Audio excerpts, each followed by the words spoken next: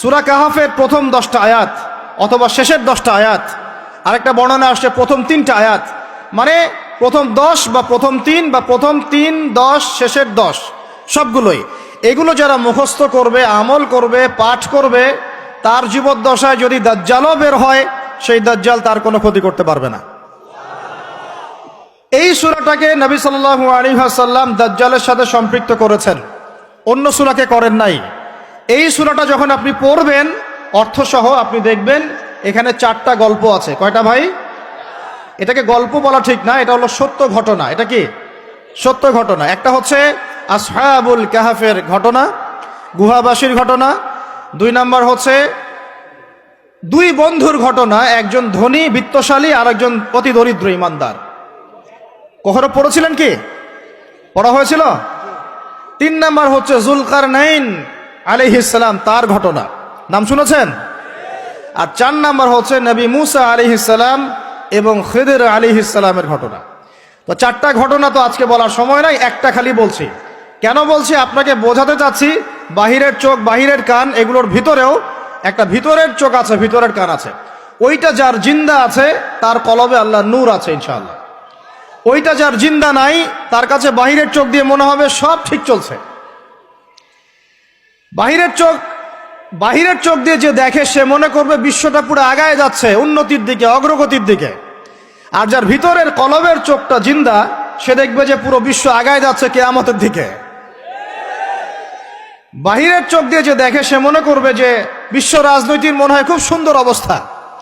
আর ভিতরের চোখ দিয়ে দেখলে আপনি বুঝবেন বিশ্ব রাজনীতি যাচ্ছে একটা মালহামার দিকে। বাইরের চোখ দিয়ে দেখবেন মনে হবে সব সুন্দর চলছে, আমরা হালাল খাচ্ছি।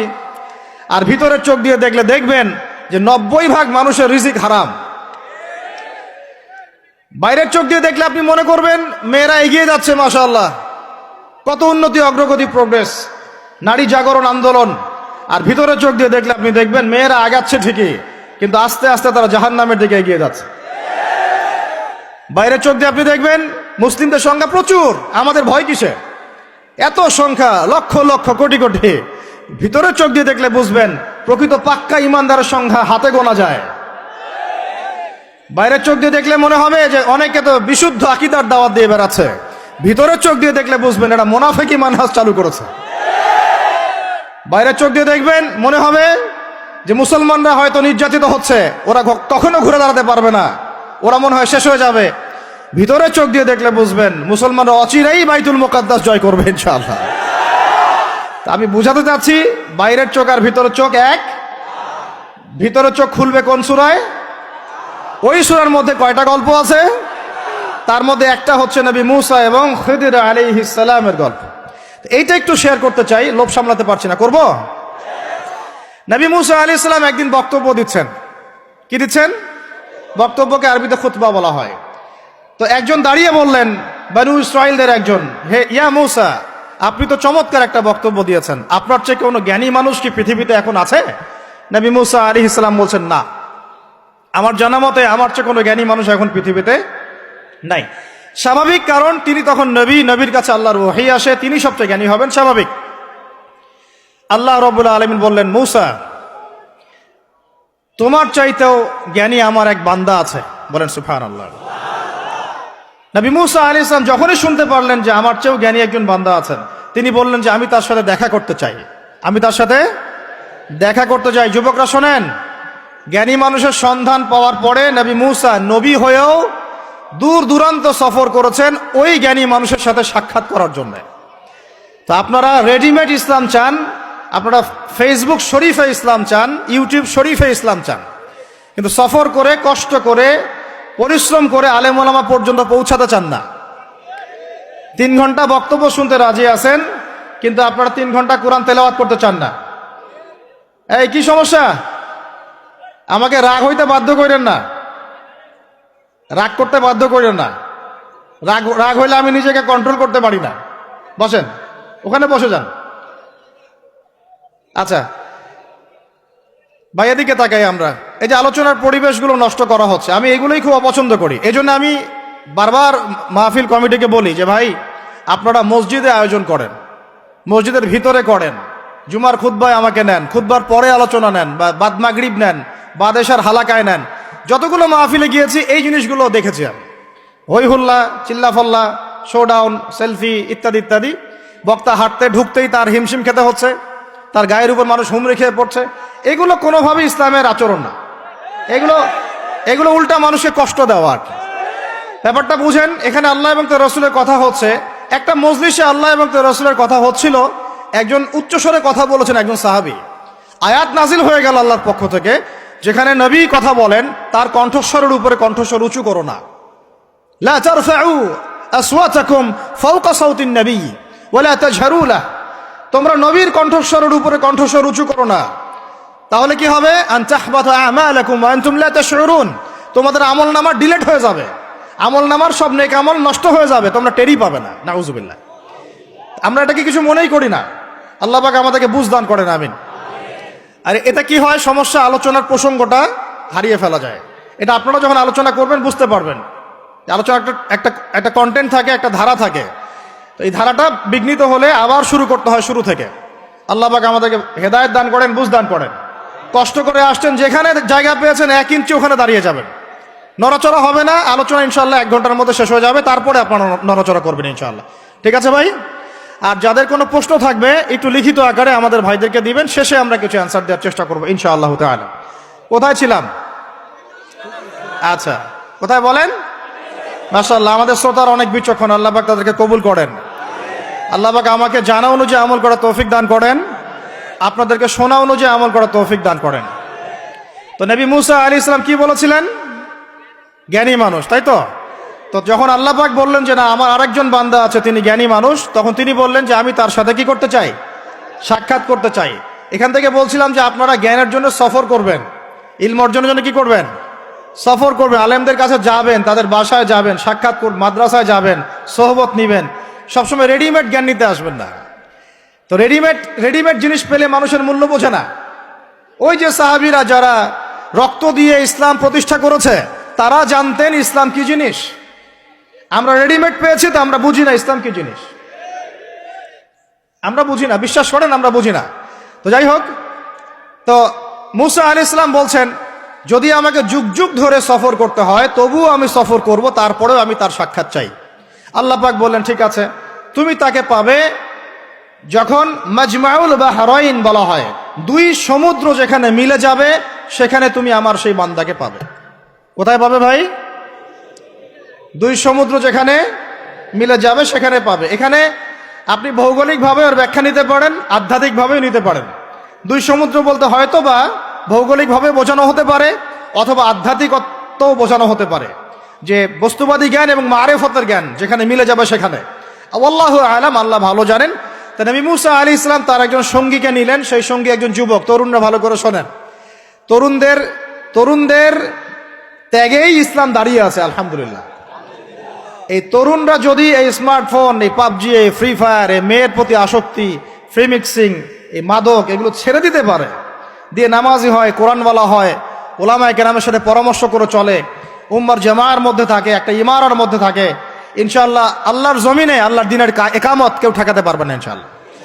দুঃখজনক হচ্ছে আপনারা সেখানে নাই, কিন্তু আপনারা আবেগে আছেন, আবেগ প্রদর্শন করছেন, বিবেক দিয়ে চিন্তা করছেন না, সমালোচনা বেশি করছেন, নিজে কোনো কাজ করছেন না, লেখালেখি করছেন, অনলাইনে বসে আছেন, সমালোচনা করছেন, শেয়ার দিচ্ছেন, লাইক দিচ্ছেন, কিন্তু আপনি আয়নার সামনে দাঁড়ায় চিন্তা করবেন, নিজেকে প্রশ্ন করবেন, এই উম্মার পিছনে আমার কি অবদান? এই উম্মাকে বিজয়ী করার পিছনে আমার অবদানটা কি? এই দেশকে উন্নতিতে নিয়ে যাওয়ার জন্য আমার অবদানটা কি? আমি আজ পর্যন্ত কি করেছি? দেখবেন জিরো, রেজাল্ট কি? জিরো। এই কাপুরুষ প্রজন্ম দিয়ে দিন কায়েম হবে না। মুখে কথা বলা অনেক সহজ, এরকম চেয়ারে বসে 2টা লেকচার দেওয়া কঠিন। মুখে বলা অনেক সহজ, একটা কনস্ট্রাকটিভ বই লেখা কঠিন। মুখে বলা অনেক সহজ, সাহসিকতার সাথে সমাজের নেমে জাহিলিয়াত দূর করা অনেক কঠিন। তো এই কঠিন কাজগুলো যখন আপনারা দায়িত্ব কাঁধে নেবেন, উম্মার বিজয় হয়ে যাবে ইনশাআল্লাহ। আল্লাহ পাক আমাদের কবুল করেন, আমিন। যুবক একজনকে সাথে নিয়ে নবী মুসা আলাইহিস সালাম হাঁটছেন। এই ব্যক্তির নামও বলে দেই, তার নাম হচ্ছে ইউশা বিন নুন। কি নাম?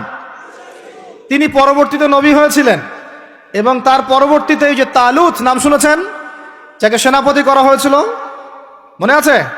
ভুলে গেছেন, আপনারা পড়েন নাই মনে হয়, সূরা বাকারার শেষের দিকে আছে। ওই তালুতের নেতৃত্বেই তো বাইতুল মুকাদ্দাস জয় হলো, বনু ইসরাইল সেখানে ঢুকলো। এবং তখন সূর্য ডুবে যাচ্ছিল, তিনি দোয়া করছিলেন, আল্লাহ সূর্যটাকে থামিয়ে দাও। আল্লাহ পাক বাইতুল মুকাদ্দাস বিজয়ের স্বার্থে সূর্যকে থামিয়ে দিলেন। সুবহানাল্লাহ। মহাবিশ্বে সূর্যের ঘূর্ণন থেমেছে একবার, মহাবিশ্বে সূর্যের ঘূর্ণন আল্লাহ থামিয়ে দিয়েছেন। কোরআন সাক্ষী আছে, হাদিস সাক্ষী আছে। আবার অচিরেই নবী সাল্লাল্লাহু আলাইহি ওয়াসাল্লাম বলেছেন, দাজ্জাল যখন আসবে, ওর শাসন যখন শুরু হবে, 40 দিনের প্রথম দিনটা হবে 1 বছরের সমান। এখন 1 বছরের সমান একদিন কিভাবে হতে পারে, এটা আপনারা ভাববেন যারা অ্যাস্ট্রোফিজিক্স পড়েন, যারা ফিজিক্স নিয়ে পড়েন, যারা অ্যাস্ট্রোনমি নিয়ে ঘাটাঘাটি করেন, আপনারা এটা তদন্ত করে দেখেন কিভাবে একটা বছর একদিনের সমান হতে পারে, একদিন 1 বছর সমান কেমন করে হতে পারে। তারপরের দিন হবে 1 মাসের সমান, তারপরের দিন হবে 1 সপ্তাহের সমান, তারপরের দিনগুলো হবে আমাদের দিনের মতো। তার মানে মহাবিশ্বে কিছু একটা হতে পারে, আল্লাহ ভালো জানেন। তো ওইদিকে আমরা যাচ্ছি না। এখন নবী মুসা আলাইহিস সালাম হাঁটতে শুরু করলেন। চলতে চলতে চলতে তিনি ওই মাজমাউল বাহরাইনের কাছে পৌঁছে গেলেন। আল্লাহর পক্ষ থেকে নির্দেশ ছিল, তোমার থলির মধ্যে একটা মাছ নাও, যেই মাছটা যখন লাফ দিয়ে জীবিত হয়ে যাবে এবং সমুদ্রে লাফ দিয়ে ফেলবে, তখনই তুমি তার দেখা পাবে। একটা মৃত মাছ তিনি নিলেন, হাঁটা শুরু করলেন। যোজন যোজন দূর চলতেই থাকলেন, হাঁটতেই থাকলেন। এক পর্যায়ে একটা পাথরের হেলান দিয়ে রেস্ট নিচ্ছেন, বিশ্রাম করছেন। বিশ্রাম করতে গিয়ে তিনি তার সঙ্গীকে বলছেন, আচ্ছা, যে নাস্তা নিয়ে আসছিলাম সেটা নিয়ে আসো দেখি। তখন তিনি বলছেন, আমি তো আপনাকে বলতে ভুলে গিয়েছি, ওই মাছ তো জীবিত হয়ে চলে গেছে সমুদ্রের মধ্যে। তখন মুসা আলাইহিস সালাম বললেন, আরে আমাকে এতদিন বলোনি কেন, এতক্ষণ বলো নাই কেন? ওইটাই তো সেই জায়গা যেখানে আমি তাকে পাবো। তারা আবার ব্যাক করলেন। তারা ব্যাক করলেন, সেই জায়গায় দেখলেন পাথরের উপরে সেই আল্লাহর বান্দা বসে আছে। তার নাম খিদির আলাইহিস সালাম। খিদির শব্দের অর্থ শ্যামল। খিদির মানে শ্যামল। হাদিসে আসছে, তিনি যেখানে যেতেন মৃত জায়গার উপরে বসলে সেই জায়গা সবুজ হয়ে যেত। সুবহানাল্লাহ।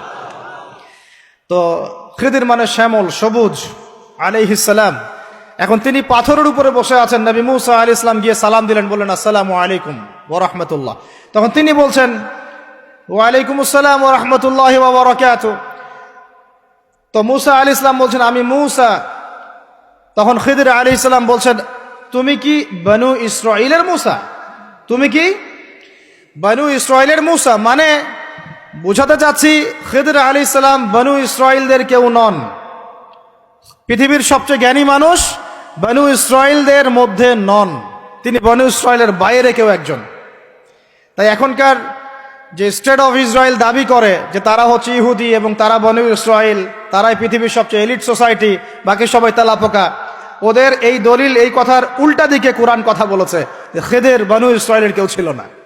তো পৃথিবীর সবচেয়ে সেরা মানুষ, জ্ঞানী মানুষকে খুঁজতে হলে নবী মুহাম্মদ সাল্লাল্লাহু আলাইহি ওয়াসাল্লামের উম্মতে আসতে হবে। কথা বুঝতে পারছেন? পরতে পরতে দলিল আছে, একটু ঠান্ডা মাথায় গভীরভাবে ভাবার চেষ্টা করতে হবে।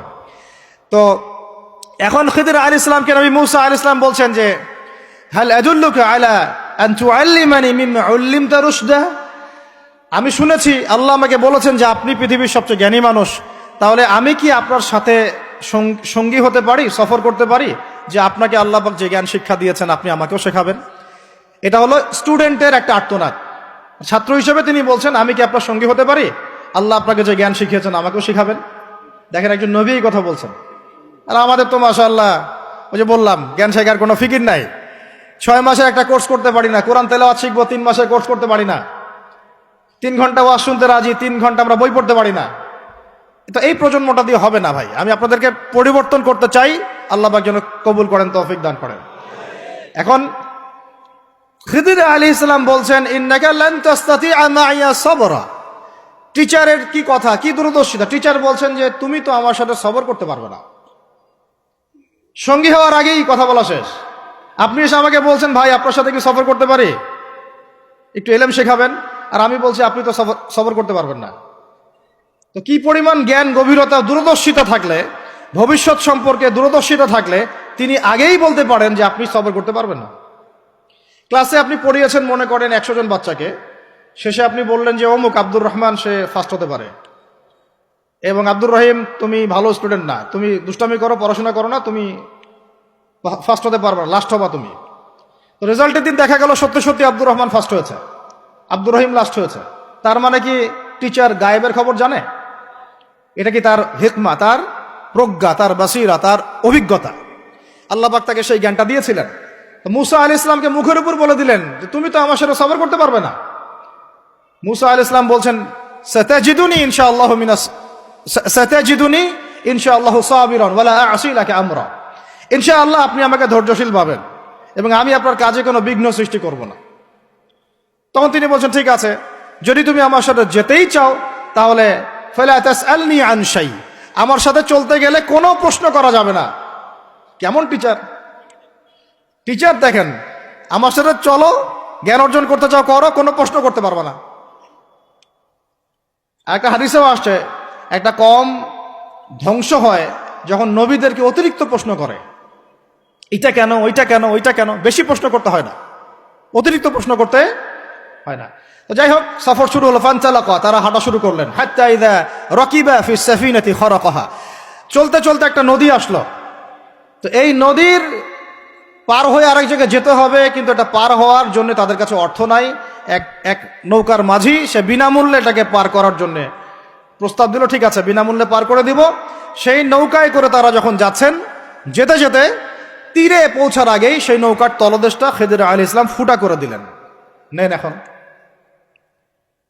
কি কাজটা দেখে কি ভালো মনে হচ্ছে না খারাপ? আমি আপনার গাড়িতে করে ধরেন যাচ্ছি, গাড়িটা যখন আপনি আমার বাসা পর্যন্ত পৌঁছে দিবেন তার আগে নামলাম, নাইমা আপনার টায়ার চারটা পাস্ট করে দিলাম, আপনি আমাকে কি বলবেন? কিছু বলবেন না, ফেসবুকে গিয়ে স্ট্যাটাস দিবেন অথবা লাইভে আসতে পারেন, তাই না? এই আর কি। তো নবী মুসা আলাইহিস সালাম রিয়াক্ট করলেন যে লাকাদ জি'তা শাইআন ইমরা, আপনি তো একটা অন্যায় কাজ করলেন মনে হচ্ছে। এটা কেন করলেন? যারা আমাদেরকে বিনামূল্যে বিনা পারিশ্রমিকে পার করে দিল, আপনি ওই নৌকা ফুটা করে ফেললেন। তখন খিদির আলাইহিস সালাম বললেন যে আমি তো তোমাকে বলেছি, আলাম আকুল লাক, আমি কি তোমাকে বলি নাই ইন্নাকা লান তাসতাতি'আ মা'ইয়া সাবরা, তুমি আমার সাথে সবর করতে পারবে না? মুসা আলাইহিস সালাম বলছেন যে ঠিক আছে, আমি যে ভুলে গিয়েছি এজন্য আমাকে পাকড়াও করেন না, আমি যে ভুলে গিয়েছি কথাটা এজন্য আমাকে পাকড়াও করেন, একটা চান্স দেন আমাকে। তো ঠিক আছে চলো আবার। ফানতালাকা, আবার তারা চলা শুরু করলেন। হাত্তা ইযা লাকিয়া গুলামান ফাকাতালাহ, এবার একটা ছোট্ট বালকের সাথে দেখা হলো। এই 8 বছর 10 বছর বয়স হবে, এই গোলাম বালকের সাথে দেখা হলো। ফাকাতালাহু, এবার খিদির আলাইহিস সালাম তাকে হত্যা করলেন। একটা বাচ্চাকে, এটা কেমন হলো? নৌকা ফুটা করার চেয়ে বেশি ভারী না হালকা? আরো ভারী। মুসা আলাইহিস সালাম বলছেন লাকাদ জি'তা শাইআন নুকরা, আপনি তো এবার জঘন্য একটা কাজ করলেন, আপনি তো পুরো একটা নিষ্পাপ বাচ্চাকে হত্যা করে ফেললেন। তারপরে বললেন যে এরপর যদি আর একটা প্রশ্ন করো তাহলে তোমার সাথে আমার আর চলা হবে না, লাস্ট চান্স। ঠিক আছে চলেন। এবার চলতে চলতে ফানতালাকা হাত্তা ইযা আতায়া আহলা ক্বরিয়াতিন ইসতাতআ আহলাহা ফাআবাউ আন ইউদাইফুহুমা, কোরআনে আসছে একটা করিয়া মানে একটা গ্রামের মধ্যে তারা ঢুকলেন। সেই গ্রামে ঢুকে মেহমানদারি চাইলেন, নাস্তা পানি চাইলেন আর কি। তো তারা মেহমানদারি করলো না, দূর দূর করে তাড়িয়ে দিল। অনেকটা আমাদের ওই কলকাতার দাদাবাবুদের মতো আর কি। জিজ্ঞাসা করো যে খেয়ে আসছেন না খেয়ে যাবেন, এটা আমাদের আস্তে আস্তে আমাদের মধ্যে ছড়ায় পড়তেছে আর কি। মেহমান আসলে বিরক্ত হয়, কবে যাবে সেই ফিকির করে। তো এরা মেহমানদারি করলো না, উল্টা তাকে তাড়িয়ে দিল। তো যাই হোক, এখন মুসা আলাইহিস সালাম বলছেন যে এখানে একটা ঘটনা ঘটেছে। খিদির আলাইহিস সালাম দেখলেন যে বাড়ি থেকে তাদেরকে তাড়িয়ে দেওয়া হলো, মেহমানদারি করা হলো না, ওই বাড়ির একটা দেয়াল ধসে পড়ে গেছে, ওই বাড়ির একটা দেয়াল ধসে পড়ে গেছে। তখন তিনি সেটাকে নিজের হাতে আবার নির্মাণ করে দিলেন। সুবহানাল্লাহ। এটা দেখে মুসা আলাইহিস সালাম বললেন যে আপনি তো চাইলে কিছু আজর নিতে পারতেন, আপনি যে এত কষ্ট করে এটা নির্মাণ করে দিলেন, আপনি তো চাইলে একটু টাকা পয়সা নিতে পারতেন। ওরা মেহমানদারি করলো না, ওইটা দিয়ে হয়তো আমরা কি করতে পারতাম, নাস্তা পানি করতে পারতাম। তখন তিনি বলেন হাযা ফিরাকু বাইনি ওয়া বাইনাক, এই হলো তোমার আমার ফেরাক, পার্থক্য শেষ, তোমার সাথে আমার চলা আর হলো না। আমাদের নবী সাল্লাল্লাহু আলাইহি ওয়াসাল্লাম বলেছিলেন যে যদি সেদিন মুসা আলাইহিস সালাম এই প্রশ্নগুলো বারবার না করতেন তাহলে আরো অনেক জ্ঞান শেখা যেত। সুবহানাল্লাহ। তখন তিনি বলছেন ঠিক আছে, হাযা ফিরাকু বাইনি ওয়া বাইনাক সাউনাব্বিউকা বিতাউইল মা লাম তাসতাতি আলাইহি সাবরা, তবে যাওয়ার আগে আমি তোমাকে জানিয়ে দিব এই 3টা ক্ষেত্রে মূল ঘটনা কি ছিল যে বিষয়ে তুমি সবর করতে পারো নাই। আম্মা সাফিনা ওই যে সাফিনা বা নৌকা, আম্মা সাফিনাতু ফাকানা লিমাসাকিন ইয়ামালুনা ফিল বাহর। ওই যে সাফিনা বা নৌকাটা, ওইটা ছিল মিসকিনদের। মিসকিন মানে বলা হয় কি, হতদরিদ্র মানুষ, জেলে টাইপের, যাদের কিছু নাই, নৌকায় মানে সমুদ্রে মাছ ধরে ধরে খায়, এরকম কিছু মানুষের ওই সাফিনা বা নৌকাটা ছিল। এবং ওদের পিছনে ছিল একটা মালিক। মালিক মানে এখানে জলদস্যু। যদি ওই সাফিনা বা নৌকাটা আমি ছিদ্র না করতাম, ওই জলদস্যুরা এটা ভালো অবস্থায় পেলে ছিনতাই করে হাইজ্যাক করে নিয়ে যেত। আমি যেহেতু ফুটা করে দিয়েছি, এই জন্য এটা ত্রুটিযুক্ত এই নৌকাটা তারা আর নিবে না। তোমার কাছে বাইরের চোখ দিয়ে মনে হয়েছে যে আমি একটা অন্যায় করেছি, আসলে আমি তাদের উপকারী করেছি। বলেন সুবহানাল্লাহ। বুঝাতে পারছি বাইরের চোখ ভিতরের চোখ কি জিনিস? আচ্ছা, তারপরে ওয়াম্মাল গুলাম, এটা কি ভাই হাফেজ কে আছেন এখানে? ওয়াম্মাল গুলামু ফাকানা আবওয়াহু মুমিনাইন ফাখাশিনা আন ইউরহিকাহুমা তুগয়ানা ওয়া কুফরা। সুবহানাল্লাহ। এটা আমাদের এই যে শাহবাগী প্রজন্মের জন্য একটা প্রযোজ্য আর কি। কেন বলছি শুনেন ভালো করে। এবার ইনি বলছেন যে ওই যে বাচ্চাটাকে আমি হত্যা করেছি, এই বাচ্চাটা যদি বড় হতো, সে নিজে তো কাফের হতোই, বড় কাফের, এর পিতা মাতাদেরকেও পর্যন্ত কুফুরির মধ্যে নিয়ে আসতো। মানে একটা কাফের প্রজন্ম তো তৈরি করতোই, বরং এই কাফের মানুষকে কাফের করার জন্য নাস্তিক মুরতাদ বানানোর মিশন নিয়ে মাঠে নামতো। মেলে না? ওই জন্য আমি ছোটবেলায় এদেরকে হত্যা করে দিয়েছি, যাতে বড় হয়ে কাজটা করতে না পারে। কথা বুঝতে পারছেন? আর তিনি বলছেন আমি এটা নিজের ইচ্ছায় করি নাই, ওমা ফাআলতুহু আন আমরি, আমি এটা নিজের ইচ্ছায় করি নাই, এটা আল্লাহ পাকের আদেশ ছিল। বলি সুবহানাল্লাহ। আর ওয়াম্মাল জিদার ফাকানা লিগুলামাইনি ইয়াতীমাইনি ফিল মাদিনা ওয়া কানা তাহতাহু কানজুল লাহুমা। সুবহানাল্লাহ। আর 3 নাম্বার তিনি বলছেন, আর ওই যে দেয়ালটা আমি নির্মাণ করেছি, এই দেয়ালটা ছিল ওই বাড়ির 2 এতিম বালকের। সুবহানাল্লাহ। ওয়া কানা আবুহুমা সালিহা, তাদের বাবা ছিল সৎ। আর ওই দেয়ালের নিচে তাদের বাবা মায়ের রেখে যাওয়া পৈতৃক সম্পত্তি, খাজানা ছিল। যদি দেয়াল নির্মাণ না করতাম, মানুষ সেই খাজানা নিয়ে চলে যেত। দেয়াল নির্মাণ করেছি, ওরা যখন বড় হবে তখন ওই খাজানা তারা অটোমেটিকলি পেয়ে যাবে। তো 3টা ক্ষেত্রেই, হে মূসা তুমি সবর করতে পারো নাই, তোমার কাছে মনে হয়েছে যে আমি অন্যায় করছি, কিন্তু আসলে এই প্রত্যেকটা ক্ষেত্রে আমি সঠিক ছিলাম, তুমি ভুল ছিলে। এখানে একটা চমৎকার শিক্ষা আছে, একটা চমৎকার গভীর একটা শিক্ষার ব্যাখ্যা আছে, অন্তর্দৃষ্টির শিক্ষা, যে শুধুমাত্র বাইরের চোখ দিয়ে আর বাইরের এইসব সাক্ষরতার হাত দিয়ে, সার্টিফিকেট দিয়ে, নাম সিগনেচার করে, এত বইপত্র পড়েই মানুষ প্রকৃত শিক্ষিত হয় না। একটা গভীর একটা বুঝ দরকার, আল্লাহর মারেফত দরকার, আল্লাহর নূর দরকার, তাসকিয়া দরকার, দূরদর্শিতা দরকার, যেটাকে আমরা হিকমা বলি। ওয়ামা ইউতাল হিকমা ফাকাদ উতিয়া খায়রান কাসীরা। আল্লাহ বলেছেন, যাকে হিকমা এবং প্রজ্ঞা দেওয়া হয়েছে তাকে অনেক প্রচুর কল্যাণ দিয়ে দেওয়া হয়েছে। এখানে দেখেন, একজন নবী হয়েও তিনি বুঝতে পারেন নাই এই 3টা ঘটনার পিছনের কারণ কি, অথচ খিদর আলাইহিস সালামকে আল্লাহ পাক এমন জ্ঞান দিয়েছিলেন যেই জ্ঞান দিয়ে তিনি ব্যাখ্যা করলেন যে পিছনের কারণ কি ছিল। এখন এই ঘটনাটা আপনার আমার জন্য শিক্ষাটা কি, এই যুগের সাথে কি সম্পর্ক? আমি বলেছি সূরা কাহাফ আপনাকে দাজ্জাল থেকে বাঁচাবে। আমি বলেছি সূরা কাহাফ সেই সূরা যা আপনার অন্তর্দৃষ্টি, ভিতরের চোখ খুলে দিবে, আপনার কলবে নূর নিয়ে আসবে। আপনি এমন কিছু দেখবেন, বুঝবেন, শুনবেন যা সবাই বুঝতে পারছে না, সবাই শুনতে পারছে না, সবাই দেখতে পারছে না। এখন বাইরের চোখ দিয়ে আপনি দেখছেন পুরো বিশ্ব মুসলমানদের, কোটি কোটি মুসলমান, একদম 60টা 70টা 100টা রাষ্ট্র, কত মিলিটারি বাহিনী, কত আমাদের প্রযুক্তি, কত পুলিশ, কত র্যাব, কত আমাদের পলিটিশিয়ান দিয়ে ভর্তি। আদতে ভিতরের চোখ দিয়ে দেখলে আপনি দেখবেন পুরো বিশ্বের এই লক্ষ কোটি মুসলমান আজকে জাতিসংঘের হাতে বন্দী হয়ে গেছে।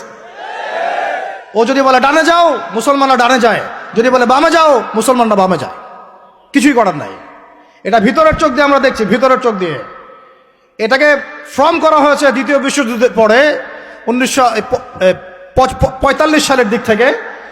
এটার এজেন্ডাই ছিল একটা, যে পুরো বিশ্বের কাফেরদেরকে ঐক্যবদ্ধ করা এবং সারা বিশ্বের মুসলিমদেরকে নির্যাতন করা। প্রত্যেকটা জায়গায় মুসলিমরা যেখানে নির্যাতিত হয়েছে, এর পিছনে এদের একদম স্পষ্ট ভূমিকা ছিল। এখন পর্যন্ত যদি আগামীকাল আপনি শোনেন যে গাজার মধ্যে 1000 শিশুকে হত্যা করা হয়েছে, তবুও এরা ঐক্যবদ্ধভাবে মাজলুমদের পক্ষে কোনো অবস্থান নিবে না। এরা বরং ওই জালেমদের পক্ষে অবস্থান নেবে এবং বলবে আমরা আমাদের বন্ধুদের সাথে আছি। এটা এটা এটা হচ্ছে আসল চরিত্র, যেটা আপনি বাইরের চোখ দিয়ে বুঝতে পারছেন না, কিন্তু আপনি খিদির হলে বুঝতে পারতেন আসল ঘটনা কি। আমার কথা কি বুঝতে পারছেন? তাহলে এটা বাইরের চোখ দিয়ে দেখলে আপনি বিশ্ব রাজনীতিতে বুঝবেন যা হচ্ছে এগুলো মুসলমানদের কল্যাণের স্বার্থে হচ্ছে না, বরং আমাদের স্বার্থকে জলাঞ্জলি দিয়ে ওরা ওদের স্বার্থ প্রতিষ্ঠা করছে। আল্লাহ পাক এই জালেমদের থেকে আমাদেরকে হেফাজত করেন। এইটা হচ্ছে মূল তাগুতি শক্তি, পুরো বিশ্বের মূল তাগুত, মূল কুফর, মূল শিরকের গোড়াই হচ্ছে এটা। বিশ্বাস করেন ইমামুল মাহদী যখন আসবেন এবং ঈসা ইবনে মারইয়াম যখন আসবেন, ইনশাআল্লাহু তাআলা এই গোড়ার তাগুতি শক্তির কোনো অস্তিত্ব এই পৃথিবীতে থাকবে না ইনশাআল্লাহ। আমরা এটাও জানি 80টা পতাকা একত্রিত হবে। কতটা? 80টা পতাকা একত্রিত হয়ে মুসলমানদের বিরুদ্ধে তারা যুদ্ধ করবে। ইতিহাসের ছাত্র কেউ থাকলে আমার সামনে দাঁড়ায় বলেন তো, যে এই পুরো বিশ্বের ইতিহাসে কোনোদিনও 80টা ফ্ল্যাগ একত্রিত হয়ে মুসলমানদের বিরুদ্ধে লড়েছে? হয়েছে এই ঘটনা কখনো? তার মানে হয় বর্তমানে হবে অথবা ভবিষ্যতে হবে। আর আপনাকে যদি জিজ্ঞাসা করি এটা কাদের দ্বারা সম্ভব, পুরো বিশ্বের 80টা ফ্ল্যাগকে একত্রিত করা কাদের দ্বারা সম্ভব? আপনার বিচক্ষণতা থাকলে, খিদির যদি আপনি হয়ে থাকেন, আপনি বুঝতে পারবেন কাদের দ্বারা সম্ভব। এখন এটা হলো জিওপলিটিক্যাল অবস্থা। তবে ওইখানে যে ওদের মধ্যে সবাই এক তা নয়, ওদের মধ্যেও দুটো ভাগ আছে। এক শ্রেণীর নাসারা আছে যারা মুসলমানদের কাছাকাছি থাকবে, যারা দেখবেন মুসলমানদের পক্ষে অবস্থান নেবে। আর এক শ্রেণীর নাসারা থাকবে যারা মুসলমানদের সরাসরি শত্রুতা করবে। এই বিষয়ে আল্লাহ পাক সূরা মাইদার মধ্যে স্পষ্ট বলেছেন, ইয়া আইয়ুহাল্লাযীনা আমানু, হে মুমিনগণ, লা তাত্তাখিযুল ইয়াহুদা ওয়ান নাসারা আউলিয়া, তোমরা ইহুদি এবং নাসারাদেরকে বন্ধুরূপে গ্রহণ করো না। কে বলেছেন? কে বলেছেন? এখন আপনি কি আল্লাহর দিকে তেরে আসবেন? আপনি কি আল্লাহর সামনে আল্লাহর দিকে তেরে আসবেন? হ্যাঁ, আল্লাহ আপনি কেন এই কথা বললেন, আপনি কেন অসাম্প্রদায়িক কথা বললেন, এমন কথা বলবেন? আল্লাহ বলছেন সূরা মাইদা আয়াত নাম্বার 51-তে, কত নাম্বার? আল্লাহ বলছেন, ইয়া আইয়ুহাল্লাযীনা আমানু, হে মুমিনগণ, তোমরা যদি মুমিন হয়ে থাকো, লা তাত্তাখিযুল ইয়াহুদা ওয়ান নাসারা আউলিয়া, ইহুদি এবং নাসারাদেরকে বন্ধুরূপে গ্রহণ করো না। এখন কি আল্লাহ পাক সব ইহুদিকেই বলছেন, সব ইহুদি সব নাসারাকেই বলছেন, সব খ্রিস্টানকে বলছেন? উত্তর না। কাদেরকে বলছেন? বা'দুহুম আউলিয়া উ বা'দ, ইহুদি নাসারার মধ্যে যারা একে অপরের বন্ধু, ইহুদি নাসারাদের মধ্যে যারা একে অপরের বন্ধু, আল্লাহ পাক তাদেরকে আমাদেরকে বন্ধুরূপে গ্রহণ করতে নিষেধ করেছেন। কেন? আল্লাহ পাক বলেছেন, ওয়া মান ইয়াতাওয়াল্লাহুম মিনকুম ফাইন্নাহু মিনহুম, তোমাদের মধ্যে কেউ যদি ওদের দিকে চলে যায়, ওদের দিকে মুখ ফিরায়, ওদের সাথে বন্ধুত্ব করে, অ্যালায়েন্স করে, তাহলে সে এই উম্মার কেউ না, সে তাদের অন্তর্ভুক্ত হয়ে যাবে। নাউযুবিল্লাহ। এখন আপনি বলেন তো, সারা বিশ্বের ইহুদি এবং খ্রিস্টানরা কি একসাথে আছে? না, ওদের মধ্যে কিন্তু বিভক্তি আছে, আছে না? ওদের মধ্যে বিভক্তি আছে। খেয়াল করে দেখেন, এই ইস্যুগুলোতেও সব খ্রিস্টান কিন্তু একসাথে ইহুদিদের পক্ষ নেয় নাই। ভালো করে খেয়াল করে দেখবেন, বোঝার চেষ্টা করবেন, ওয়ার্ল্ড অ্যাফেয়ার্স বুঝবেন। ওদের মধ্যে ডিভাইডেশন আছে। আল্লাহ পাক বলছেন সব ইহুদি সব খ্রিস্টান খারাপ এমন নয়, তাদের মধ্যেও ভালো মানুষ আছে। কিন্তু যে ইহুদি যে খ্রিস্টানরা একে অপরের বন্ধু, তাদেরকে তোমরা বন্ধুরূপে গ্রহণ করো না। তাহলে আমাকে বলেন তো, স্ট্রেট ফরওয়ার্ড বলি, যে যারা প্যালেস্টাইনে জুলুম করছে, যে জারজ রাষ্ট্র, তাদের বন্ধু কোন খ্রিস্টানরা? কোন দিকের, কোন পৃথিবীর কোন দিকের, কোন সভ্যতার খ্রিস্টান রাষ্ট্রগুলো ওকে মদদ দিয়েছে বলেন তো দেখি?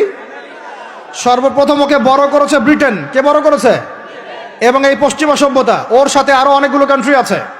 তারপরে দ্বিতীয় বিশ্বযুদ্ধের পর 1914 সালে যখন অটোম্যানদেরকে পরাজিত করা হয়েছে, তখন ব্রিটেন ইহুদিদেরকে ঢুকিয়েছে জেরুজালেমে। তারপরে পেলে বড় করেছে। তারপর যখন ওরা একটু শক্তিশালী হয়ে গেছে, তখন ব্রিটেনের রোল শেষ। দ্বিতীয় বিশ্বযুদ্ধের পর সে দায়িত্ব চাপিয়ে দিয়েছে আমেরিকার হাতে। এরপরে সে এই জারজ রাষ্ট্রটাকে আস্তে আস্তে বড় করতে করতে ওই শিশু থেকে একদম ঘোড়সাওয়ারের ঘোড়ায় পরিণত করেছে, আরো শক্তিশালী করেছে। এবং বিগত 1945 থেকে এই 2024 পর্যন্ত, এখন পর্যন্ত প্রত্যক্ষ মদত দিয়ে সে তাকে বিশ্বের রুলিং স্টেট বানিয়েছে। এখন সে বিশ্বের মুসলমানদেরকে বলে, ওঠো, মুসলমানরা ওঠে, বসতে বললে বসে। বাস্তবতা এটা না যে আপনার অনেক মসজিদ আছে, অনেক মাদ্রাসা আছে, অনেক মুসলমান, আপনারা যুব সমাজের একদম বিস্ফোরণ, একজন বক্তা আসছে, একদম আল কোরআনের আলো ঘরে ঘরে জ্বালো। আদতে এগুলোর কোনো মূল্য হচ্ছে না। আদতে এগুলো দিয়ে সারা বিশ্ব দিন প্রতিষ্ঠা হচ্ছে না। কারণ বিশ্বের বাস্তবতা আমরা বুঝতে পারি নাই। বিশ্বের বাস্তবতা বুঝতে হলে খিজির হতে হবে। বিশ্বের বাস্তবতা এইটাই যে ওরা এখন এত শক্তিশালী একটা অবস্থায় গিয়েছে, ওখান থেকে আমাদেরকে তারা কন্ট্রোল করা শুরু করেছে বিগত প্রায় 100 বছর থেকে। কত বছর থেকে? এগুলো আমাদের হুঁশই নাই। আমরা মনে করি মাশাআল্লাহ আমি 5 ওয়াক্ত নামাজ পড়ি, কাম খালাস, আমি যাকাত দিয়েছি, কাম খালাস, আমি একদম পর্দা করি, মাশাআল্লাহ সব কাম খালাস, আমি একটা মসজিদ করেছি, বাস কাম খালাস, আমি মাশাআল্লাহ একটা মাদ্রাসা চালাই, বাস দিন কায়েম হয়ে গেছে। No, not at all. কোশ্চিন কালেও না। যতদিন পর্যন্ত মুসলমানরা আবার সেই ওমর ইবনে খাত্তাবের শাসন কায়েম করতে পারে নাই, এই বিশ্বে মুসলমানরা স্বাধীন নয়। আমরা এখনো স্বাধীনতা অর্জন করতে পারি নাই। আমরা সেদিন স্বাধীনতা অর্জন করতে পারবো যেই দিন বাইতুল মুকাদ্দাস আমাদের হাতে হবে ইনশাআল্লাহ। ওই দিন আমরা 10 গুণ মূল্য আদায় করবো ইনশাআল্লাহ। এই যে আমাদের এক একটা ভাই, এক একটা বোন, এক একটা আমাদের শিশু, এদের এক একটা রক্তের, মাজলুমদের রক্তের 10 গুণ চড়া মূল্য আদায় করবো ইনশাআল্লাহ। আল্লাহ নবী সেটা বলেছেন যে ইহুদিদের বিপক্ষে কথা বলবে পাথর এবং গাছ, পাথর এবং গাছ পর্যন্ত, হাত্তা ইয়াকুলুশ শাজার ওয়াল হাজার, এমনকি গাছ এবং পাথর কথা বলা শুরু করবে, ইয়া মুসলিম, হে মুসলিম সৈন্য, ইন্না ওয়ারাইল ইয়াহুদ, আমার পিছনে ইহুদি সৈন্য দাঁড়িয়ে আছে, তাল ফাকতুলহু, আসো একে হত্যা করে যাও। এই দৃশ্য দেখার জন্য এখনো এই সভ্যতা বাকি আছে ইনশাআল্লাহ। ইনশাআল্লাহ আমরা 10 গুণ চড়া মূল্য আদায় করবো ইনশাআল্লাহ। আমাদের মাজলুম ভাইদেরকে হত্যা করা হয়েছে, আমাদের বাচ্চাদেরকে বোম মেরে হত্যা করা হয়েছে, আমাদের বোনদেরকে দিনের পর দিন ধর্ষণ করা হয়েছে, বিগত 100 বছর হয়ে গেল। আর আশপাশে অনেক মুনাফিক বসে আছে, এরা টু শব্দ পর্যন্ত করতে পারে না। ধিক তোমাদের রাজতন্ত্রের উপরে, তোমাদের ক্ষমতার উপরে ধিক্কার জানাই আমরা। যেই ক্ষমতা নিয়ে তোমরা ইহুদিদের বিরুদ্ধে দাঁড়াতে পারো না, এই ক্ষমতার উপর আমরা ধিক্কার জানাই। ওর চেয়ে ওই মাজলুম ভাইরা অনেক ভালো যারা ওই গুটি কয়েক লাঠিসোঁটা নিয়ে এদের প্রতিবাদ করেছে। ইনশাআল্লাহ এই প্রতিবাদ কিয়ামত পর্যন্ত থাকবে ইনশাআল্লাহ। আর আমাদের সরকার যদি আমাদেরকে সুযোগ করে দেয়, ইনশাআল্লাহ আমরা সেখানে শরীক হব ইনশাআল্লাহ। আমরা তো আর বিচ্ছিন্নভাবে শরীক হতে পারবো না। আমরা একটা জাতি গঠন করব। আমরা তো রাষ্ট্রের বাইরে না, আমরা সরকারের বাইরে না, আমরা বিদ্রোহী না, আমরা সরকারের বিরুদ্ধে কোনো অবস্থান নেই না। আমরা দাবি জানাবো যদি আমাদের প্রত্যেক সদস্যকে, মানে আমাদের এই যে আমাদের দেশের যারা প্রশাসনে আছেন, আমজনতার মধ্যে আছেন, যাদের মধ্যে জিহাদের জজবা আছে, যারা ইহুদিদের সাথে জিহাদ করতে চায়, এই মানুষগুলোকে আপনারা প্রশিক্ষিত করেন, করে গাজায় পাঠান ইনশাআল্লাহ।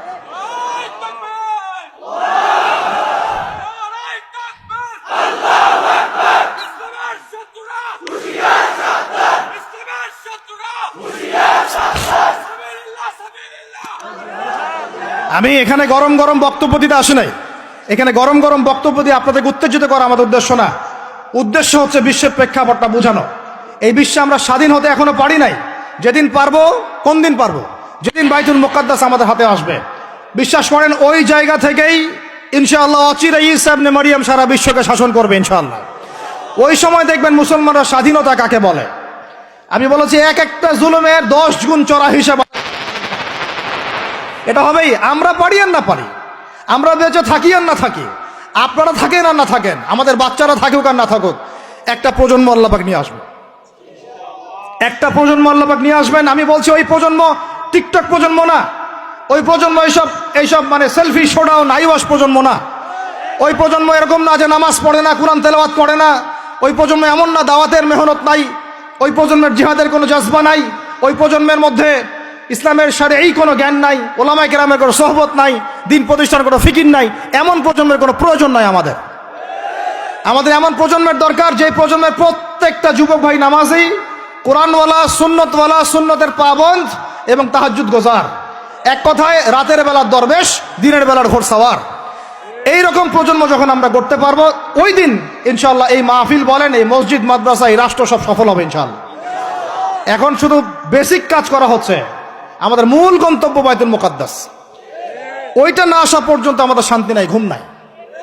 কারণ ওরা আপনাকে ঘুমাতে দিবে না। তো আপনারা কি মনে করেছেন যে ওরা শুধু অতটুকু গাজার ওই অতটুকু জায়গায় চায়?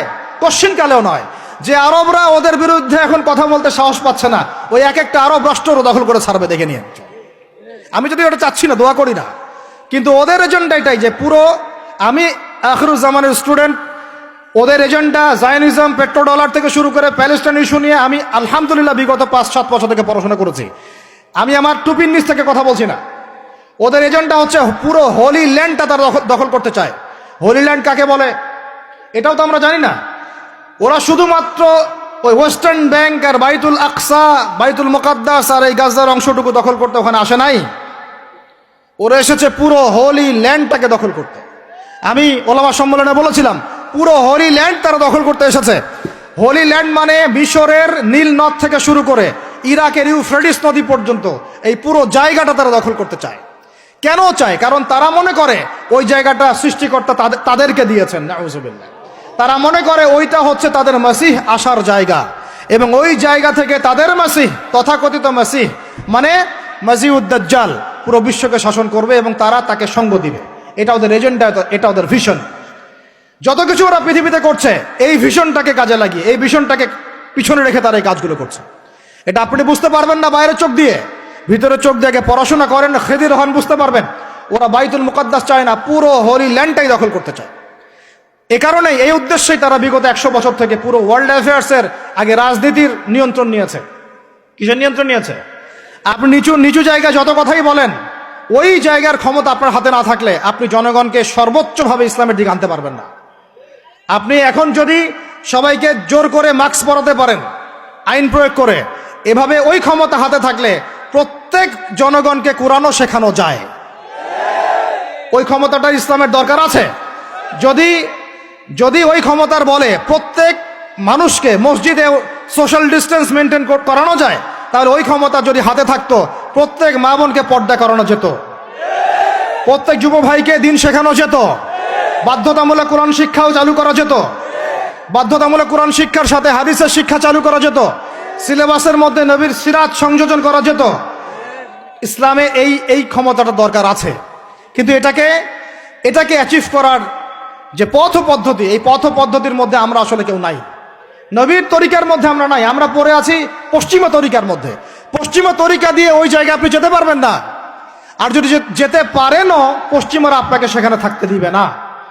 আমাদের এখানে সবচেয়ে ভালো মানুষ যিনি, এখানকার এই এলাকার যিনি দায়িত্বশীল, তিনি যদি সবচেয়ে মোত্তাকি পরহেজগার মানুষ হন, তিনিও যদি দাঁড়িয়ে বলেন যে আমি ইসলামের পক্ষে আছি, কোরআনের পক্ষে আছি, হাদিসের পক্ষে আছি, আমি বাইতুল মুকাদ্দাসের পক্ষে আছি, মাজলুম ফিলিস্তিনিদের পক্ষে আছি, তার উপর থেকে চাপ চলে আসবে। কারণ পুরো বিশ্বের শক্তিটা নিয়ন্ত্রণ করছে এখন ইহুদিরা, নাসারারা, জায়নিস্টরা। ওই জায়গায় যতক্ষণ পর্যন্ত আঘাত না পড়ছে ততক্ষণ পর্যন্ত আপনি বিশ্বে স্বাধীন হতে পারবেন না। অতএব বাইরের চোখ দিয়ে না, ভিতরের চোখ দিয়ে দেখতে শিখুন। তো ভিতরের চোখ পুরো জিও পলিটিক্সটা আপনাকে বুঝাবে। ভিতরের চোখ দিয়ে দেখলে আপনি দেখবেন মুসলমানরা এখনো তাদের অধীনে পরাধীন হয়ে আছে। এখান থেকে আমরা স্বাধীনতা চাই ইনশাআল্লাহ। আল্লাহ পাক আমাদেরকে সেই স্বাধীনতা অর্জন করার তৌফিক দান করেন। এবার অর্থনৈতিক জীবনে আসেন। অর্থনৈতিক জীবনে এসে দেখবেন আপনি মাশাআল্লাহ মনে করবেন যে আপনি তো হালাল খাচ্ছেন, হ্যাঁ, গরুর গোশত খাচ্ছেন প্রত্যেক জুমায়। আমরা মাশাআল্লাহ মুরগির রোস্ট খাচ্ছি। ঢাকার মানুষ তো খালি খায় আর খায়, সবাই খাচ্ছে মাশাআল্লাহ বসে, ছেলে মেয়ে, ফুচকা চটপটি এইটা ওইটা, আর খাবারের দোকানের অভাব নাই, সবাই খাচ্ছে।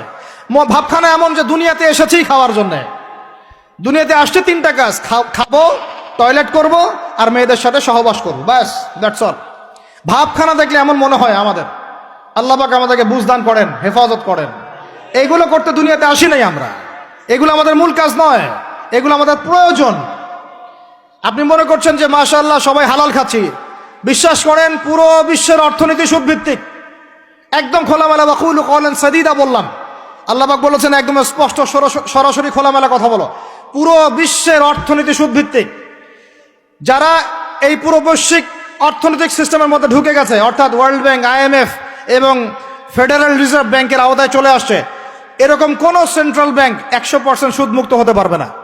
ফুল স্টপ, কোনোভাবেই সম্ভব না। আপনি যত বড় মুসলিম কান্ট্রি হন না কেন, আপনি এদের আওতায় থাকলে কোনো অবস্থাতেই সুদমুক্ত থাকতে পারবেন না। তাহলে এখন আমি যদি আপনাকে প্রশ্ন করি, বিগত 20 বছর থেকে একটা রাষ্ট্র এই জালেমদের বিরুদ্ধে লড়াই করেছিল এবং সাম্প্রতিক সময়ে তাদের কারেন্সি মার্কিন ডলারকে ছাড়িয়ে গেছে, তারা কিভাবে পেরেছে? এই তথ্য কি আপনাদের কাছে আছে? তথ্য আছে? নাম মেনশন করার দরকার নাই, আপনারা বুঝতে পারেন কি পারেন না? এই মোল্লাদের দৌড় মসজিদ পর্যন্ত নয়, এই মোল্লাদের দৌড় হবে বাইতুল মুকাদ্দাস পর্যন্ত ইনশাআল্লাহ। ওইখানে নামাজ না পড়া পর্যন্ত এদের ঘুম হবে না ইনশাআল্লাহ, দেখে নিয়ে। এখন কথা হচ্ছে তারা পড়লো কিভাবে? অনেক কারণ। যাকাত ভিত্তিক অর্থনীতি, তারপরে দ্বৈত অর্থনীতি, হালাল অর্থনীতি, দুর্নীতি কমানো, কৃষিভিত্তিক অর্থনীতি 3 বছরের মধ্যে ঘুরে দাঁড়িয়েছে, মাত্র 3 বছরের মধ্যে। সারা বিশ্বের অর্থনীতি এখন সুদভিত্তিক। এখান থেকে ঘুরে দাঁড়াতে হলে আমরা অবশ্যই পারবো, কেন পারবো না? আমাদের প্রথম কাজ করতে হবে, সমস্ত দুর্নীতি বন্ধ করে ফেলতে হবে। 1 নাম্বার, যত কালো টাকা সব সাদা করে ফেলতে হবে, এবং যারা কালো টাকার সাথে সম্পৃক্ত সবগুলোকে ধরবেন, ভিতরে ঢুকাই ফেলবেন। একদম ওমরের শাসন, একদম ওমরের শাসন কায়েম করে ফেলতে হবে। আমরা সে জায়গায় যেতে চাচ্ছি না, আমরা বলছি আপনারাই সেই কাজ করেন। আমরা উদাত্ত আহ্বান জানাচ্ছি, যেই থাকে উপরে, আমরা দোয়া করতে সমস্যা আছে? আমরা সে জায়গায় জোর করে যেতে চাচ্ছি না, অন্তত আমার এই ইচ্ছা নাই। আর আমি কোনো পলিটিক্যাল দলের মানুষও না, জীবনে করিও নাই, করার ইচ্ছাও নাই। আমার অনুরোধ, আমার আক্ষেপ, আমার আবদার হচ্ছে, সমস্ত দুর্নীতিবাজদেরকে ধরবেন আর সাইজ করবেন। উমর রাদিয়াল্লাহু তাআলা আনহুর মতো সে যদি দাড়িওয়ালাও হয়, টুপিওয়ালা হয়, পাগড়িওয়ালা হয়, জুব্বাওয়ালা হয়, ইমাম হয়, তবু তাকেও ধরবেন, কোনো সমস্যা নেই। সমস্ত কালো টাকাকে সাদা করে ফেলবেন, দেখবেন এমনি বাইতুল মালের সম্পদ বেড়ে গেছে, আলহামদুলিল্লাহ। দ্বিতীয় কাজ, যাকাত ভিত্তিক অর্থনৈতিক সিস্টেম চালু করা। বাংলাদেশে এমন প্রচুর মানুষ আছে যাদের একজনের যাকাতের টাকা দিয়ে একটা গ্রামের মানুষকে খাওয়ানো যাবে ইনশাআল্লাহ। এরা যাকাত দেয় না, এরা ট্যাক্সও দেয় না, সরকারকে করও দেয় না, যাকাতও দেয় না। এই ট্যাক্স ফাঁকি দেওয়া মানুষ, কর ফাঁকি দেওয়া মানুষ, এই জোচ্চরদেরকে ধরতে হবে, ধরে এদের কাছ থেকে যাকাত আদায় করতে হবে, বাধ্যতামূলক যাকাত আদায় করতে হবে। তারপরে দেখবেন আমরা বৈদেশিক ঋণের জন্য বসে থাকার কোনো প্রয়োজন হবে না, আমাদের টাকা দিয়ে আমরাই চলতে পারবো ইনশাআল্লাহ। 3 নাম্বার হচ্ছে দ্বৈত অর্থনীতি। ওরা কিন্তু একটা কারেন্সি চালায় নাই, একাধিক কারেন্সি চালিয়েছে। এটা অর্থনীতিবিদ যারা, তারা বুঝবেন। একটা কারেন্সির অনেক দুর্বলতাও আছে, এগুলো নিয়ে আমি খোলামেলা কথা এই মাহফিল স্টেজে বলতে পারবো না। বসতে চাইলে বসেন আমার সাথে, অর্থনীতি নিয়ে বসতে চাইলে আমার সাথে বসেন, আমরা আলোচনা করি, কথা বলেন, আমাদেরকে মূল্যায়ন করেন, কথা শোনেন। ইউসুফ আলাইহিস সালাম বলেছিল না যে আমি বিশ্বস্ত, আমাকে দায়িত্ব দেন? আমি বলতে চাই, আমি বিশ্বস্ত, আমাকে দায়িত্ব দেন। আমাকে 5 বছর সময় দেন, পুরো দেশের শিক্ষা সিস্টেম চেঞ্জ করে দেবো ইনশাআল্লাহ। প্লে গ্রুপ থেকে প্লে গ্রুপ থেকে নিয়ে মাস্টার্স পর্যন্ত এমন শিক্ষানীতি প্রণয়ন করা সম্ভব যে আমাদের বাচ্চারা একদম প্লে থেকে মাস্টার্স পর্যন্ত বাংলা, ইংরেজি, অঙ্ক এবং জেনারেল সাবজেক্টগুলোর সাথে কোরআন হাদিসের একটা অপূর্ব সমন্বয়ে পড়াশোনা করবে ইনশাআল্লাহ। একা করে দিতে পারবো ইনশাআল্লাহ তাআলা। আমাকে এরকম 100 জন শিক্ষাবিদ দেন, 100 জন আলেম ওলামা দেন, একটা প্যানেল করে দেন, পুরো দেশের শিক্ষা চেঞ্জ করে দেওয়া যাবে ইনশাআল্লাহ। যাদেরকে রেখেছেন এদের মাথায় গোবর আছে, যাদেরকে রেখেছেন এদের মাথায় টাটকা গোবর আছে। বইপত্রগুলোর অবস্থা দেখেছেন? বইপত্রগুলো ঘাটাঘাটি করেছেন?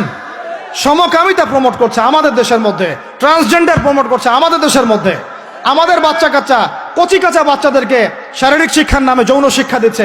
এগুলো আমাদের মুসলমানদের শিক্ষা? এটা চলতে থাকলে দেখবেন অচিরেই কোনো মানুষ বাচ্চাদেরকে স্কুলে পাঠাবে না, এটা অরুচি ধরে যাবে। তখন কি হবে? কোটি কোটি স্কুল, কলেজ, বিশ্ববিদ্যালয়ে খা খা করে পড়ে থাকবে, কেউ পাঠাবে না ওখানে। তখন মাদ্রাসার দিকে মানুষ ঝুঁকবে আরো বেশি। আমি তো দাবি জানাই উপরের লেভেল থেকে এমন একটা শিক্ষা ব্যবস্থা প্রণয়ন করা হোক যাতে আমার মাদ্রাসা গড়ার প্রয়োজনই না হয়। ওই সিস্টেম রাষ্ট্রীয়ভাবেই পড়ানো হবে ইনশাআল্লাহ। আপনি মালয়েশিয়ার দিকে তাকিয়ে দেখেন, আপনি এই যে ওয়েস্টার্ন কান্ট্রির মধ্যে অনেক কান্ট্রি আছে, অস্ট্রেলিয়ার মতো জায়গাতে আছে, ব্রিটেনের মতো জায়গাতে আছে, কোন কোন ক্ষেত্রে আপনি লেবাননকে দেখেন, ইয়েমেনকে দেখেন, জর্ডানকে দেখেন, কাতারকে দেখেন, সৌদি আরবিয়াকে দেখেন, অনেক কান্ট্রি আছে। ভালো কাজের তো প্রশংসা করতে দোষ নাই, দোষ আছে? এমনকি অনেক পশ্চিমা কান্ট্রিতেও একদম উপর লেভেল থেকে ইসলামিক সিলেবাস প্রণয়ন করা হয়েছে। তার মানে এমন না যে তারা সায়েন্সকে গুরুত্ব দেয় নাই, ম্যাথকে গুরুত্ব দেয় নাই, ফিজিক্স পড়ায় নাই, অ্যাস্ট্রোফিজিক্স পড়ায় নাই, ইকোনমিক্স পড়ায় নাই, বিষয়টা এমন না। তারা ফিলসফি পর্যন্ত পড়িয়েছে। ঘাটাঘাটি করেন, অনলাইনে সব মজুদ আছে। এমন শিক্ষানীতি প্রণয়ন করা সম্ভব, একদম প্লে থেকে নিয়ে মাস্টার্স পর্যন্ত। আমার ছেলে ইমামতিও করবে, এদিকে বিমানও উড়াবে ইনশাআল্লাহ। আমার মেয়ে ডাক্তারও হবে, এদিকে দেখবেন হাফেজাও হবে ইনশাআল্লাহ। একজন মুফতি সাহেব, তিনি ফতোয়াও দিবেন, একই সাথে বিশ্ব অর্থনীতি সম্পর্কেও জানবেন ইনশাআল্লাহ। একজন আর্মি অফিসার, তিনি যেমন সামরিক ক্ষেত্রে লিডার হবেন, তেমনি দেখবেন ফিকহের কিতাব মোতালা করে ফতোয়া দিতে পারছেন ইনশাআল্লাহ। এই যুগটা এটা কোনো মানে স্বপ্নের যুগ নয়, এই যুগটা ছিল এক সময়। বেশি দিন দূরে যেতে হবে না, আপনি 200, 300, 400 বছর পিছনে যান, দেখবেন মুসলমানরা এমন সোনালী যুগ পার করে আসছে। অতএব এগুলো কোনো গাল গল্প করছি না আমি, এগুলো বাস্তবে রূপান্তরিত করা অবশ্যই সম্ভব, বারহাক সম্ভব, যদি এরকম কিছু মানুষের মধ্যে উদ্দীপনা থাকে, একটা সৎ সাহস থাকে, আমাদের উপর থেকে যদি একটা সহযোগিতা আসে এবং আমাদের মতো যারা ইয়াং তাদেরকে যদি মূল্যায়ন করা হয়, ইনশাল্লাহ দেখবেন বাংলার জমিন পরিবর্তন হয়ে গেছে। এই পরিবর্তন হলে দেশের জন্য কোনো খারাপের কিছু নাই, রাষ্ট্র পিছিয়ে যাবে না, রাষ্ট্র আরো এগিয়ে যাবে ইনশাআল্লাহ তাআলা। আরো ব্যাপার আছে, আপনি মালয়েশিয়ার একটা ক্লাস 10-এর বাচ্চার দিকে তাকান। ক্লাস 10-এর একটা বাচ্চা কোনোদিন মাদ্রাসায় যায়ই নাই, স্কুলে পড়েছে, কিন্ডারগার্টেনে পড়েছে, রাষ্ট্রীয় সিলেবাসে পড়েছে, মাত্র 10 থেকে 12 বছর পড়াশোনা করে ও এখন এদিকে এসএসসি এইচএসসি লেভেলেও চলে গেছে, ও লেভেল এ লেভেল পরীক্ষা দিয়েছে, এদিকে সে ইমামতি করার যোগ্যতা অর্জন করেছে। এখন আমাকে বলেন ওই রাষ্ট্রটা কি পিছিয়ে গেছে? অতএব এই শিক্ষার দিকে অনেক মনোযোগ হতে হবে আমাদের সবাইকে, আল্লাহ পাক তৌফিক দান করেন। আমরা যদি এখন এগুলোর বিরুদ্ধে গঠনমূলক কথা না বলি, গঠনমূলক প্রতিবাদ না করি এবং আমাদের রাষ্ট্রপ্রধানদেরকে না বুঝাই, তাহলে অনেক দেরি হয়ে যাবে। আজকে থেকে 20 বছর আগে ইহুদি খ্রিস্টানরা পরিকল্পনা করেছিল এই টিকটক প্রজন্ম গড়ে তোলার জন্য, তারা আজকে সফল হয়েছে। এখন আমরা যদি এখন চুপ করে থাকি, আগামী 20 বছর পর আপনি দেখবেন আর একটা প্রজন্ম আসছে, এরা মানুষকে সালাম পর্যন্ত দিবে না।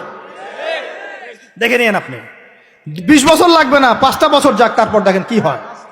আল্লাহ, এরা কি এখন বাসায় ঢুকে বাবা মাকে সালাম দেয়?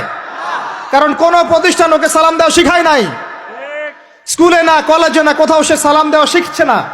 আসসালামু আলাইকুম ওয়া রাহমাতুল্লাহি ওয়া বারাকাতুহু বিশুদ্ধ করে বলতে পারছে না। বিশুদ্ধ করে বলতে হবে না?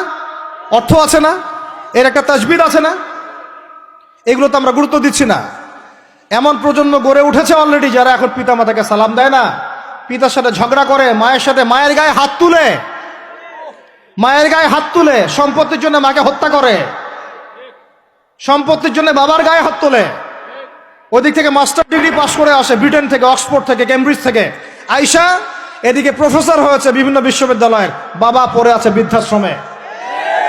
কতগুলো এক্সাম্পল নেবেন? এগুলো আমি কি গাল গল্প করছি? আমি কোনো গাল গল্প করতে এখানে আসি নাই, এগুলো বাস্তবতা। যদি বাহিরের চোখ দিয়ে আপনি দেখেন মনে হবে অর্থনীতি অনেক ভালো, ভিতরের চোখ দিয়ে দেখেন অর্থনীতি সুদ দিয়ে ভর্তি হয়ে গেছে, প্রত্যেক পদে পদেই সুদ। গাধাদেরকে আমি তো বুঝাতে পারি নাই, কাগজের টাকা আর এই যে আপনার এই ইলেকট্রনিক মানির কথা তো দীর্ঘদিন বলেছি, কিছু গাধা আছে এদেরকে বুঝাতে পারি নাই, এর মধ্যেও সুদ আছে, এর মধ্যে কি আছে। আর আমি কখনোই বলি নাই যে কাগজের টাকাটা হারাম। মিথ্যাচারে এরা যে পরিমাণ হাদিস জাল বানায়, এদের চেয়ে বড় জাল বানানো কর কেউ নাই বাংলাদেশে। একটা কথাকে ঘুরাই ফিরে এমন ব্যাখ্যা শুরু করবে যে আপনি বিভ্রান্ত হয়ে যাবেন। একটা ইমোশন প্রকাশ করবেন, উহুদের প্রান্তে দাঁড়িয়ে একটা ইমোশন প্রকাশ করবেন, ও বানাই দিবে ও জান্নাতের ঘ্রাণ পেয়ে আসছে।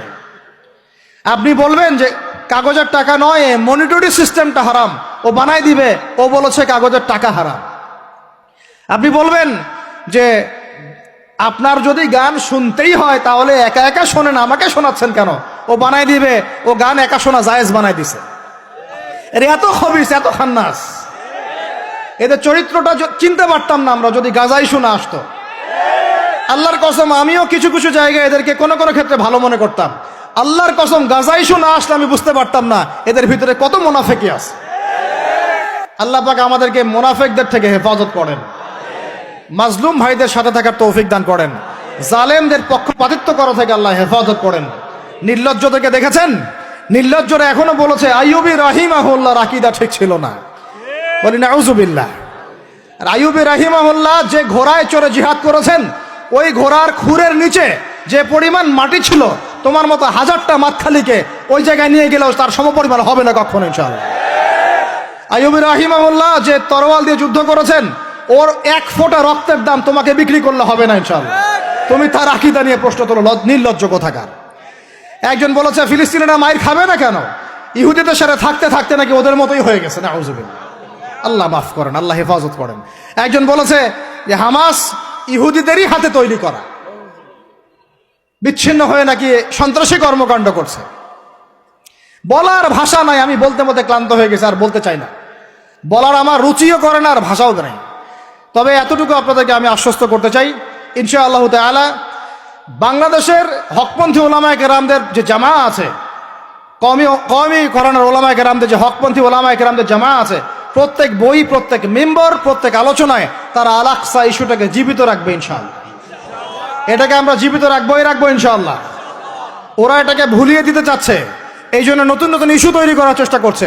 খবরদার, আপনারা এই ইস্যুতে পা দিবেন না। আপনাদেরকে ভিতরে চোখ খুলতে হবে এবং মূল গন্তব্য চিনতে হবে। আল্লাহ রাব্বুল আলামিন আমাদের সবাইকে ভিতরে চোখ দিয়ে এই বিশ্বকে দেখার তৌফিক দান করেন।